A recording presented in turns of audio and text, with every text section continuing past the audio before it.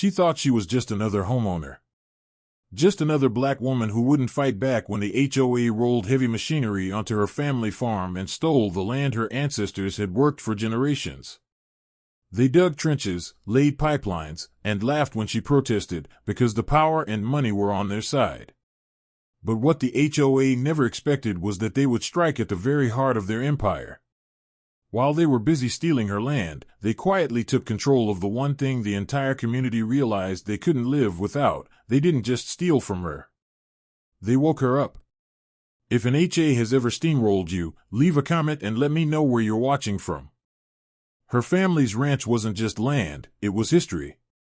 Passed down through generations, every acre carried the weight of sweat, sacrifice, and survival.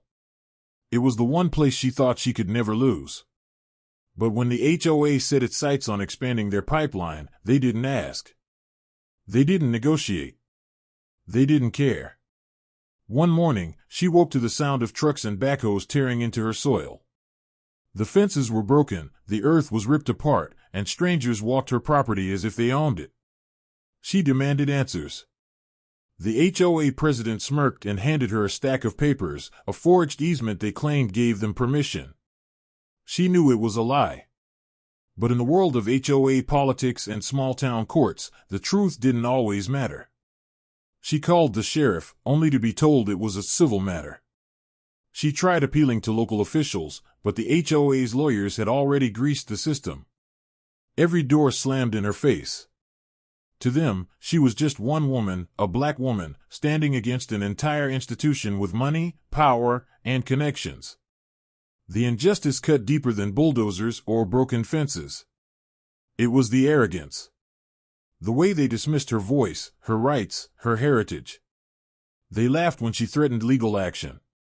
They told her she'd never win and should be grateful the land was being put to good use. At night, she sat on her porch staring at the scarred earth, rage boiling in her chest. They had stolen more than land, they had tried to erase her family's legacy. But she wasn't broken. She wasn't leaving. And she wasn't about to let them drink from a pipeline that cut through her bloodline without paying the price. She could have walked away. Many told her to, lawyers warned her the fight would drain her finances, neighbors whispered that you don't go up against the HOA and come out standing. But walking away wasn't an option. This land wasn't just dirt and grass, it was the bloodline of her family. Every fence post her grandfather had set by hand, every tree her mother had planted, every well her father had dug, it all told a story of survival. And she wasn't about to let a group of entitled paper pushers erase it. Instead of breaking, she started digging.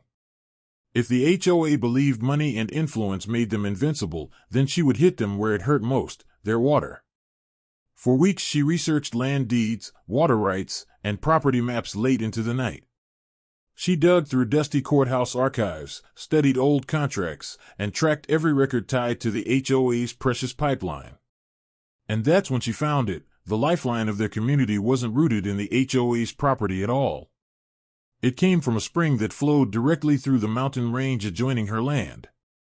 The water source was still legally unclaimed. The HOA thought she wouldn't notice. They thought she'd be too busy crying over bulldozers to see the bigger picture. But she saw everything. And she moved faster than they could imagine. With the little savings she had, she partnered with a quiet ally, an old rancher who hated the HOA just as much as she did. Together, they filed the paperwork and purchased the rights to the spring. It was complicated, expensive, and risky. But once the deal was sealed, she held the one weapon the HOA never expected her to find: complete control of their water supply. The day the papers were signed, she drove to the mountains, stood at the mouth of the spring, and felt the icy water rushing over her hands.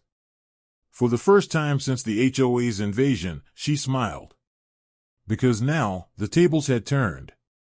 Weeks later, while the HOA board boasted about their successful expansion, residents started noticing their taps running slower. Gardens withered. Pools emptied. Panic spread through the neighborhood. The HOA scrambled to fix the mysterious outage, but no plumber could repair what was broken. Because it wasn't broken. It was taken. Word spread quickly. The woman they thought they had crushed now held their survival in her hands. And when the HOA president stormed up her driveway, shouting threats and waving papers, she didn't flinch. She simply looked her in the eye and said, "You stole my land.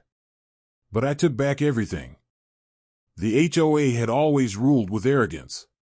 They fined families for leaving trash cans on the curb too long, threatened homeowners for painting their doors the wrong color, and used intimidation to silence anyone who questioned their power. But now, with the water cut off, their empire began to crumble from within. At first, the board tried to hide it. They sent out letters blaming maintenance issues. They hired contractors, plumbers, and engineers, pouring thousands of dollars into inspections. But no matter what they did, the tap stayed dry. Lawns turned brown, swimming pools cracked in the sun, and families were forced to haul bottled water just to cook and clean. Soon, the residents who had once cheered the HOA's authority turned on them. Emergency meetings filled with shouting homeowners demanding answers shook the community center. Parents begged for water for their children, elderly neighbors cursed the board for ignoring their suffering, and whispers of lawsuits against the HOA spread like wildfire. The president of the HOA, the same woman who had laughed in her face when she protested the pipeline, tried to regain control. She stood before the crowd, sweating under the fluorescent lights, insisting they had everything under control. But when someone shouted, "Then why can't we shower?" the room erupted. Meanwhile, the black woman sat calmly on her porch, watching it all unfold. She didn't need to lift a finger. The HOA had stolen her land with force. She reclaimed her dignity with silence. Every day that passed without water was a reminder to them. Power wasn't written on HOA letterheads, it was flowing from her spring. Finally, the HOA president stormed back to her ranch, flanked by board members. They demanded she restore the water immediately. They waived contracts, threatened lawsuits, and tried to scare her the same way they had before. But this time, she wasn't intimidated. She pulled out her own folder, the official water rights, signed and sealed. "This," she said, holding the paper steady, "is mine. Every drop you've been stealing flows through my family's veins, not yours." The president's face drained of color. For the first time, she had nothing to say. News traveled fast. Local reporters caught wind of the standoff, painting the HOA as bullies who had preyed on a woman's land only to be undone by their own greed. Public outrage poured in, and the HOA's once untouchable reputation collapsed overnight. Members resigned. Lawsuits piled up. The community demanded new leadership. And through it all, she never shouted, never begged, never wavered. She simply reminded them, "You thought I couldn't fight back. But you were drinking from my hands the whole time." The injustice had been answered, not with violence, but with justice served in the purest form, water. The HOA boardroom was no longer polished and confident, it was chaos. Angry residents filled every chair, shouting over one another. Once loyal neighbors were now enemies of the very system they had funded. People waved bills for bottled water, photos of dead lawns, and medical notes warning of dehydration in the heat. The president slammed her gavel against the table, shouting, "Order! Order!" But her voice was drowned out by the roar of the crowd. One man shouted, "You promised us stability. We can't even flush our toilets." Another woman yelled, "What are we paying fees for if my kids can't even take a bath?" The carefully constructed facade of HOA power was crumbling in real time. What had once been whispers of dissent had become open rebellion. Families were threatening lawsuits, some were preparing to leave, and others demanded immediate refunds of every cent they had paid the board. Behind the scenes, the president and her closest allies scrambled. "She can't hold this much power," one lawyer hissed.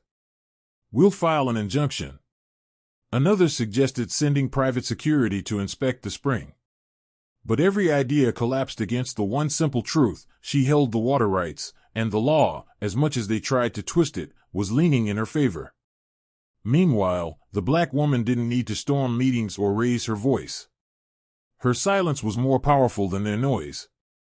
She watched from her porch as HOA trucks sat idle, their engines cold, their crews with nothing left to dig. She walked past the spring, listening to the steady rush of water, a reminder that she now controlled the lifeline of an entire community. But as the days turned to weeks, the pressure built like a ticking time bomb. Local media began airing nightly coverage: HOA faces water crisis, community without supply, resident claims historic victory. Reporters demanded interviews, activists called her a hero, and legal analysts debated whether the HOA's entire system could collapse over one woman's stand. By the time the court summons arrived, the HOA wasn't just fighting for water. They were fighting for survival.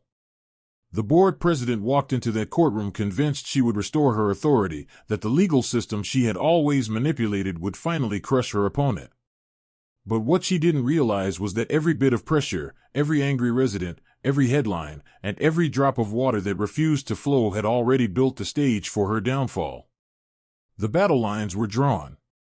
The courtroom would decide what the community already knew: the HOA had stolen, and now it was time to pay.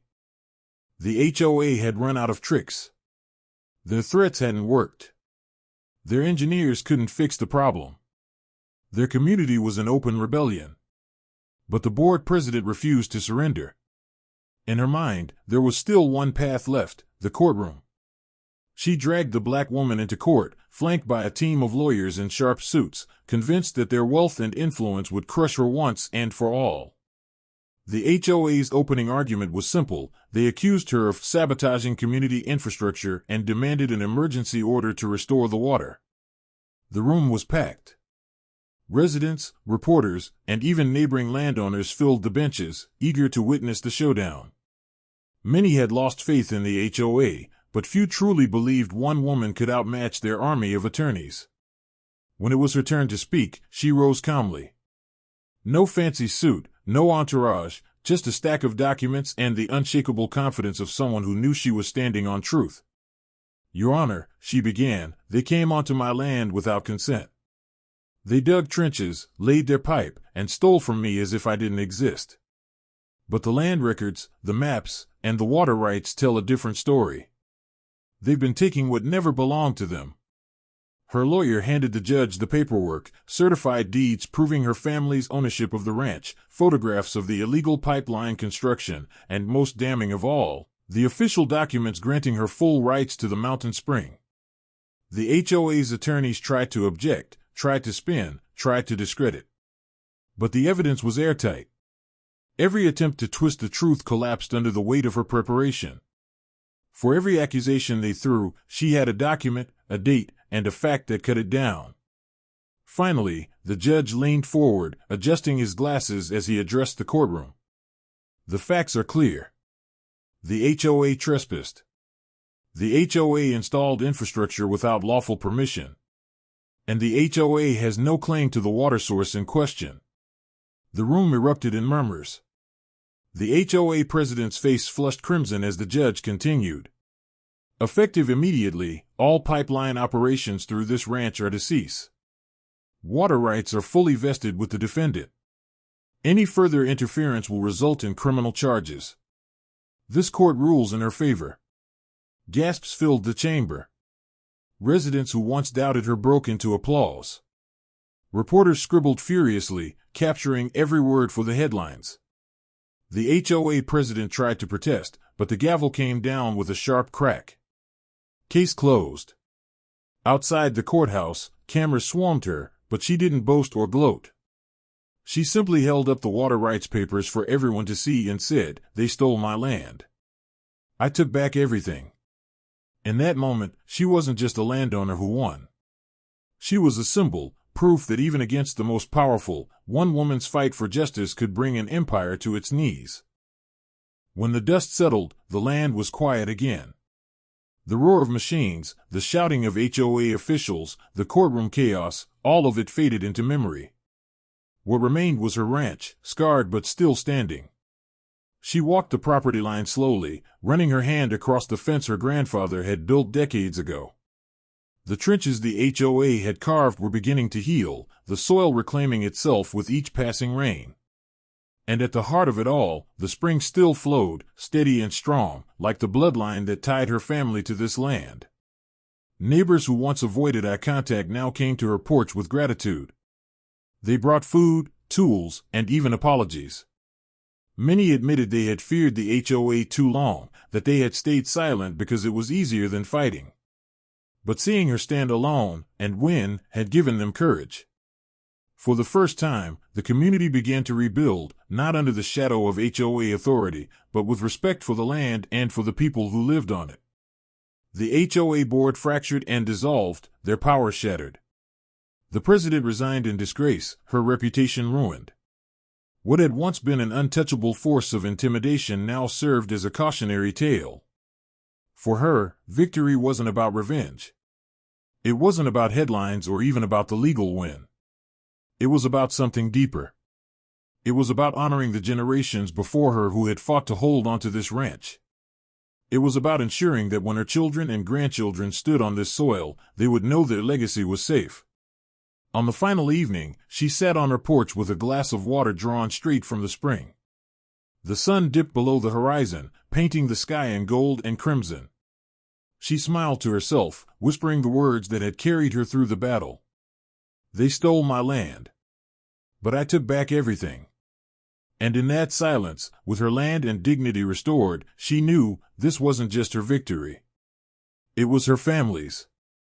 It was history's. And it would never be forgotten. If this story inspired you, don't forget to hit the like button and share it with someone who believes in standing up for what's right. Subscribe for more powerful stories of justice, courage, and redemption, and let me know in the comments, what would you have done if the HOA stole your land?